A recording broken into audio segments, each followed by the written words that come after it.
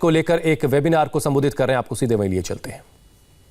भाग ले रहे सभी पार्टनर्स, स्टेक होल्डर से मिलने का अवसर मिला है। मेरी तरफ से आप सबको अनेक अनेक शुभकामनाएं। भारत रक्षा क्षेत्र में कैसे आत्मनिर्भर बने, इस संदर्भ में आज का ये संवाद मेरी दृष्टि से बहुत अहम है। बजट के बाद डिफेंस सेक्टर में क्या नई संभावनाएं बनी हैं, हमारी आगे की दिशा क्या हो, इस बारे में जानकारी और मंथन दोनों जरूरी हैं। जहां हमारे वीर जांबाज ट्रेनिंग लेते हैं, वहां हम अक्सर कुछ ऐसा लिखा हुआ देखते हैं कि शांति काल में बहाया हुआ पसीना युद्ध काल में रक्त बहने से बचाता है। यानी शांति की प्री कंडीशन है वीरता, वीरता की प्री कंडीशन है सामर्थ्य, और सामर्थ्य की प्री कंडीशन है पहले से की गई तैयारी, और बाकी सब उसके बाद आते हैं। हमारे यहां ये भी कहा गया है, सहनशीलता, क्षमा, दया को तभी पूजता जग है, बल का दर्प चमकता उसके पीछे जब जगमग है। साथियों, हथियार और मिलिट्री इक्विपमेंट बनाने का भारत के पास सदियों पुराना अनुभव है। आजादी के पहले हमारे यहां सैकड़ों ऑर्डिनेंस फैक्ट्रियां होती थी। दोनों विश्व युद्धों में भारत से बड़े पैमाने पर हथियार बनाकर भेजे गए थे, लेकिन आजादी के बाद अनेक वजहों से इस व्यवस्था को उतना मजबूत नहीं किया गया जितना किया जाना चाहिए था। हालत यह है कि स्मॉल आर्म्स के लिए भी हमें दूसरे देशों की तरफ देखना पड़ता है। आज भारत विश्व के सबसे बड़े डिफेंस इंपोर्टर्स में से है, और ये कोई बड़े गौरव की बात नहीं है। ऐसा नहीं है कि भारत के लोगों में टैलेंट नहीं है, ऐसा नहीं है कि भारत के लोगों में सामर्थ्य नहीं है। आप देखिए, जब कोरोना शुरू हुआ तब भारत एक भी वेंटिलेटर नहीं बनाता था। आज भारत हजारों वेंटिलेटर का निर्माण कर रहा है। मंगल तक पहुंचने की क्षमता रखने वाला भारत आधुनिक हथियार भी बना सकता था, लेकिन बाहर से हथियार मंगाना बहुत इजी वे हो गया था। और मनुष्य का स्वभाव भी ऐसा ही है कि जो सरल है वो आसानी से जो मिलता है, चलो भाई उसी रास्ते पर चल पड़ो। आप भी आज अपने घर जाकर के अगर गिनेंगे तो पाएंगे कि जाने अनजाने ऐसी कितनी ही विदेशी चीजों का आप बरसों से इस्तेमाल कर रहे हैं। डिफेंस के साथ भी ऐसा ही हुआ है। लेकिन अब आज का भारत इस स्थिति को बदलने के लिए कमर कस के काम कर रहा है। अब भारत अपनी कैपेसिटीज और कैपेबिलिटीज को तेज गति से बढ़ाने में जुटा है। एक समय था जब हमारे अपने लड़ाकू विमान तेजस को फाइलों में बंद करने की नौबत आ गई थी, लेकिन हमारी सरकार ने अपने इंजीनियरों, वैज्ञानिकों और तेजस की क्षमताओं पर भरोसा किया, और आज तेजस शान से आसमान में उड़ान भर रहा है। कुछ सप्ताह पहले ही तेजस के लिए 48,000 करोड़ रुपए का ऑर्डर दिया गया है। कितने एमएसएमई सेक्टर जो इसके साथ जुड़ेंगे, कितना बड़ा कारोबार होगा। हमारे जवानों को बुलेट प्रूफ जैकेट्स तक के लिए भी लंबा इंतजार करना पड़ता था। आज हम न सिर्फ भारत में ही अपने लिए बुलेट प्रूफ जैकेट्स बना रहे हैं, लेकिन दूसरे देशों को भी सप्लाई करने के लिए अपनी कैपेसिटी को बढ़ा रहे हैं। साथियों, चीफ ऑफ डिफेंस स्टाफ के पद का गठन होने से procurement, process, trial and testing, उपकरणों के इंडक्शन, सर्विसेज की प्रक्रियाओं में यूनिफॉर्मिटी लाना बहुत सरल हो गया है और हमारे सभी डिफेंस फोर्स के सभी तीनों विंग के सहयोग से ये काम बहुत तेजी से आगे भी बढ़ रहा है। इस साल के बजट में सेना के आधुनिकीकरण की एक प्रतिबद्धता और मजबूत हुई है। करीब 1.5 दशक बाद डिफेंस सेक्टर में कैपिटल आउटले में 19% की बढ़ोतरी की गई है। आजादी के बाद पहली बार डिफेंस सेक्टर में प्राइवेट सेक्टर का पार्टिसिपेशन बढ़ाने पर इतना जोर दिया जा रहा है। प्राइवेट सेक्टर को आगे लाने के लिए, उनके लिए काम करना और आसान बनाने के लिए सरकार उनके ईज ऑफ डूइंग बिजनेस पर बल दे रही है। साथियों, मैं डिफेंस सेक्टर में आ रहे प्राइवेट सेक्टर की एक चिंता भी समझता हूं। अर्थव्यवस्था के अन्य सेक्टर्स के मुकाबले डिफेंस सेक्टर में सरकार का दखल कई गुना ज्यादा है। सरकार ही एकमात्र बायर है। सरकार स्वयं मैन्युफैक्चरर भी है और सरकार की अनुमति के बिना एक्सपोर्ट करना भी मुश्किल है।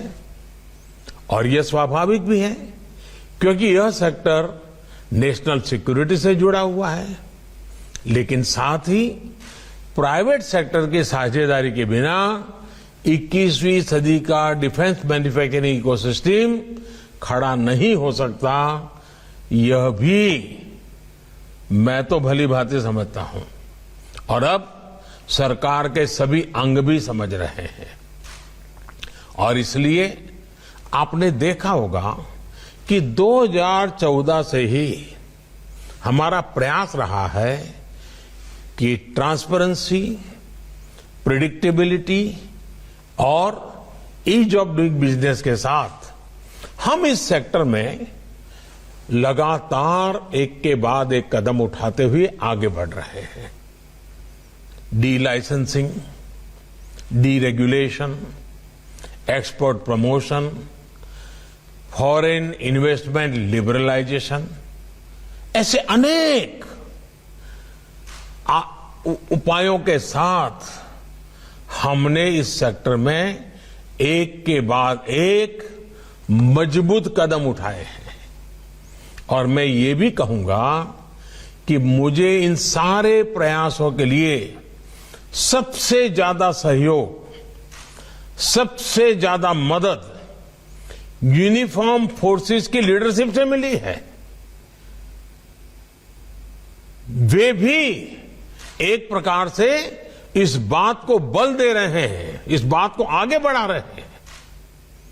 साथियों, जब डिफेंस फोर्स का यूनिफॉर्म पहना हुआ व्यक्ति वो जब इस बात को कहता है ना, तब उसकी ताकत बहुत बढ़ जाती है। क्योंकि जो यूनिफॉर्म पहन करके खड़ा है उसके लिए तो जीवन और मृत्यु का जंग होता है। वो अपना जीवन संकट में डालकर देश की रक्षा करता हो और वो जब आत्मनिर्भर भारत के लिए आगे आया हो तो कितना सकारात्मक और उत्साह से भरा हुआ वातावरण होगा, इसकी आप भली भांति कल्पना कर सकते हैं। आप ये भी जानते हैं कि भारत ने डिफेंस से जुड़े ऐसे 100 महत्वपूर्ण डिफेंस आइटम्स की लिस्ट बनाई है, जिसे नेगेटिव लिस्ट कहते हैं, जिन्हें हम अपनी स्थानीय इंडस्ट्री की मदद से मैन्युफैक्चर कर सकते हैं।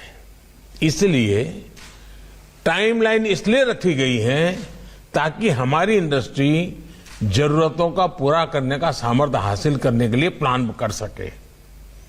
सरकारी भाषा में ये नेगेटिव लिस्ट है, लेकिन मैं इसको जरा अलग तरीके से देखता हूं। जिसको दुनिया नेगेटिव लिस्ट के नाम से जानती है, मेरी दृष्टि से ये आत्मनिर्भरता की भाषा में पॉजिटिव लिस्ट है। ये वो पॉजिटिव लिस्ट है जिसके बल पर हमारी अपनी मैन्युफैक्चरिंग कैपेसिटी बढ़ने वाली है। ये वो पॉजिटिव लिस्ट है जो भारत में ही रोजगार निर्माण का काम करेगी। ये वो पॉजिटिव लिस्ट है जो अपनी रक्षा जरूरतों के लिए हमारी विदेशों पर निर्भरता को कम करने वाली है। ये वो पॉजिटिव लिस्ट है जिसकी वजह से भारत में बने प्रोडक्ट्स की भारत में बिकने की गारंटी भी है। और ये वो चीजें हैं जो भारत की आवश्यकता के अनुसार, हमारे क्लाइमेट के अनुसार, हमारे लोगों के स्वभाव के अनुसार निरंतर इनोवेशन होने की संभावना इसके अंदर अपने आप समाहित है। चाहे हमारी सेना हो या फिर हमारा आर्थिक भविष्य, ये हमारे लिए एक प्रकार से पॉजिटिव लिस्ट ही है, और वो आपके लिए तो सबसे ज्यादा पॉजिटिव है।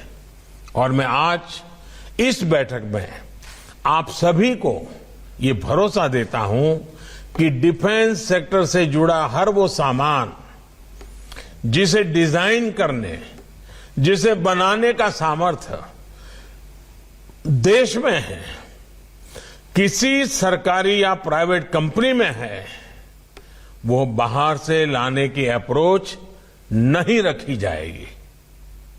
आपने देखा होगा रक्षा के कैपिटल बजट में भी डोमेस्टिक प्रोक्योरमेंट के लिए एक हिस्सा रिजर्व कर दिया गया है। ये भी हमारा एक नया इनिशिएटिव है। ये प्राइवेट सेक्टर से आग्रह करूंगा कि मैन्युफैक्चरिंग के साथ साथ डिजाइन और डेवलपमेंट में भी आप आगे आएं। भारत का विश्व भर में परचम लहराएं, मौका है, जाने मत दीजिए। इंडिजीनियस डिजाइन और डेवलपमेंट के क्षेत्र में डीआरडीओ का अनुभव भी देश के प्राइवेट सेक्टर को लेना चाहिए। इसमें नियम कायदे आड़े न आए, इसके लिए डीआरडीओ में बहुत तेजी से रिफॉर्म भी किए जा रहे हैं। अब प्रोजेक्ट्स की शुरुआत में ही प्राइवेट सेक्टर को शामिल कर लिया जाएगा। साथियों, दुनिया के अनेक छोटे छोटे देश पहले कभी अपनी सुरक्षा के लिए इतनी चिंता नहीं करते थे, लेकिन बदलते हुए वैश्विक माहौल ने, नई चुनौतियां सामने आने के कारण अब ऐसे छोटे छोटे देशों को भी अपनी सुरक्षा के लिए चिंता करनी पड़ रही है। सुरक्षा उनके लिए भी एक बहुत बड़ा महत्वपूर्ण विषय बनता जा रहा है। ये बहुत स्वाभाविक है। ऐसे छोटे और गरीब देश अपनी सुरक्षा जरूरतों के लिए स्वाभाविक रूप से भारत की तरफ देखेंगे, क्योंकि हम लो कॉस्ट मैन्युफैक्चरिंग की ताकत रखते हैं, हम क्वालिटी प्रोडक्ट की ताकत रखते हैं। सिर्फ आगे बढ़ने की जरूरत है। इन देशों की सहायता करने में भी भारत की बड़ी भूमिका है। भारत के विकसित होते डिफेंस सेक्टर की बहुत बड़ी भूमिका भी है, बहुत बड़े अवसर भी है। आज हम 40 से ज्यादा देशों को डिफेंस का सामान निर्यात कर रहे हैं। इंपोर्ट पर निर्भर देश की पहचान से बाहर निकलकर हमें दुनिया के अग्रणी डिफेंस एक्सपोर्टर के रूप में अपनी पहचान बनानी है और आपको साथ लेकर के इस पहचान को मजबूत करना है। हमें यह भी ध्यान रखना है कि एक हेल्दी डिफेंस मैन्युफैक्चरिंग इकोसिस्टम के लिए बड़े उद्योगों के साथ ही छोटी और मध्यम मैन्युफैक्चरिंग यूनिट्स भी बहुत जरूरी है। उसका पूरा जाल बिछाना पड़ता है। हमारे स्टार्टअप्स बदलते समय के साथ तेजी से बदलाव करने के लिए जरूरी इनोवेशन हमें दे रहे हैं। हमारी रक्षा तैयारियों में हमें आगे रख रहे हैं। एमएसएमई तो पूरे मैन्युफैक्चरिंग सेक्टर के लिए रीढ़ का काम करती है। आज जो रिफॉर्म्स हो रहे हैं उससे एमएसएमईज को ज्यादा आजादी मिल रही है, उनको एक्सपांड करने के लिए प्रोत्साहन मिल रहा है। ये एमएसएमईज मीडियम हो या बड़ी मैन्युफैक्चरिंग यूनिट हो, हर कोई एक दूसरे को मदद करते हैं, जो पूरे इकोसिस्टम में फायर पावर ऐड करते हैं। ये नई सोच और नई अप्रोच हमारे देश के नौजवानों के लिए भी बहुत अहम है। आईडेक्स जैसे प्लेटफॉर्म हमारी स्टार्टअप कंपनीज और युवा एंटरप्रेन्योर्स को इस दिशा में प्रोत्साहित कर रही हैं। देश में आज जो डिफेंस कॉरिडोर बनाए जा रहे हैं वो भी स्थानीय उद्यमियों, लोकल मैन्युफैक्चरिंग को मदद करेंगे। यानी आज हमारे डिफेंस सेक्टर में आत्मनिर्भरता को हमें जवान भी और नौजवान भी, इन दोनों मोर्चों के सशक्तिकरण के रूप में देखना होगा। साथियों, एक समय था जब देश की सुरक्षा जल, थल और नभ की सुरक्षा से ही संबंधित थी। अब सुरक्षा का दायरा जीवन के हर क्षेत्र से जुड़ गया है और इसकी बहुत बड़ी वजह आतंकवाद जैसे हथकंडे हैं। इसी तरह साइबर अटैक एक ऐसा नया मोर्चा खुल गया है जिसने सुरक्षा का पूरा आयाम ही बदल दिया है। एक जमाना था जब सुरक्षा के लिए बड़े बड़े हथियार मंगाने होते थे। अब एक छोटे से कमरे में छोटे से कंप्यूटर से भी देश की सुरक्षा का एक पहलू संभालना पड़े, ऐसी स्थिति बन चुकी है। और इसलिए हमें परंपरागत डिफेंस आइटम के साथ ही 21वीं सदी की टेक्नोलॉजी और उस टेक्नोलॉजी ड्रिवेन आवश्यकताओं को देखते हुए ही हमें एक फ्यूचरिस्टिक विजन के साथ काम करना होगा और इन्वेस्टमेंट अभी करना होगा। इसलिए आज ये भी जरूरी है कि हमारे उच्च शिक्षा वाले संस्थानों में, रिसर्च इंस्टीट्यूट्स में, यूनिवर्सिटीज में, हमारे एकेडमिक वर्ल्ड में डिफेंस से जुड़े, डिफेंस स्किल से जुड़े कोर्सेज पर भी skill development, human resource development, इस पर भी ध्यान देना पड़ेगा। रिसर्च और इनोवेशन पर भी ध्यान देना पड़ेगा। इन कोर्सेज को भारत की आवश्यकता के मुताबिक डिजाइन करना समय की मांग है। इसलिए परंपरागत डिफेंस के लिए जैसे एक यूनिफॉर्म वाला फौजी होता है, वैसे ही हमें एकेडमिक वर्ल्ड वाले, रिसर्च करने वाले, सुरक्षा एक्सपर्ट को भी देखना होगा। हमें इस आवश्यकता को समझते हुए भी कदम उठाने होंगे। मुझे उम्मीद है अब आप लोग इस दिशा में भी आगे बढ़ेंगे। साथियों, मैं रक्षा मंत्रालय और आप सभी से अनुरोध करूंगा कि आज की चर्चा के आधार पर एक टाइम बाउंड एक्शन प्लान और एक परफेक्ट रोड मैप बनाया जाए और उसे सरकार और प्राइवेट दोनों की भागीदारी से इंप्लीमेंट किया जाए। आपकी चर्चा, आपके सुझाव देश के रक्षा क्षेत्र में नई ऊंचाइयों पर ले जाएं, इसी कामना के साथ मैं आज के वेबिनार के लिए आपके उत्तम विचारों के लिए और देश को सुरक्षा क्षेत्र में आत्मनिर्भर बनाने के संकल्प के लिए बहुत बहुत शुभकामनाएं देता हूं। बहुत बहुत धन्यवाद। तो डिफेंस सेक्टर को लेकर प्राइवेट सेक्टर की कुछ चिंताएं हैं। प्राइवेट सेक्टर की साझेदारी के बिना डिफेंस सेक्टर आत्मनिर्भर नहीं हो पाएगा। ये बड़ी बातें प्रधानमंत्री ने आज के इस वेबिनार में कही। और यहां वक्त एक छोटे से ब्रेक का है, लेकिन ब्रेक पर जाने से पहले आपको बता दें कि इंडिया टीवी पर आगे आप